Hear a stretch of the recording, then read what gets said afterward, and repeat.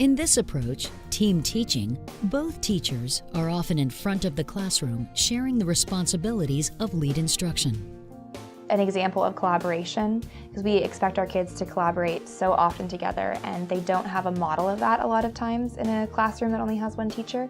And when we can work together to team teach, we can show how to collaborate so that when we ask them to go work with partners or with groups, they have an example of how to do that. Another variation of team teaching is when both co-teachers have different but equally active roles in a lesson. One teacher might lead the discussion, and the other teacher might record notes on the overhead projector.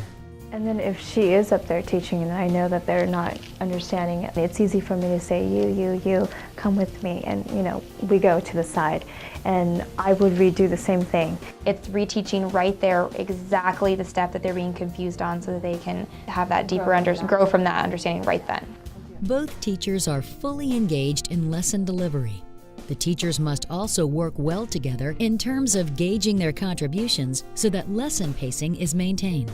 When I'm up there, I forget, my detail, my examples. When we team plan, she remembers it or something and she'll bring it up. Then and we can kind of check each other in a way that's positive without going, oh no. This approach can be energizing.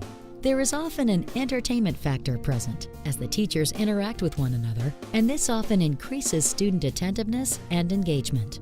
When this strategy is used, the instructional conversations and the sharing of question asking and answering can benefit students as they hear different styles of thinking. There's something that they don't understand.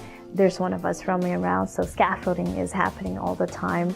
It's easier, and the opportunity for the students to ask us questions is just a lot easier for them. And I think being able to say things in different ways, if I think about something in a different way and I'm able to express that to the students, and then Maylee can say it the way she's done it, so we're reaching a larger number of our class.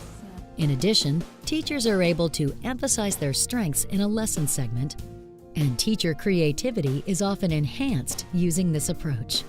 Most of the time we actually just plan the lesson first and then decide who wants to do what part, depending on our strengths. If it's something that I feel that she's better at, she can do more of the direct instruction. But most of the time, if it's a team teaching task, then it's usually half and half.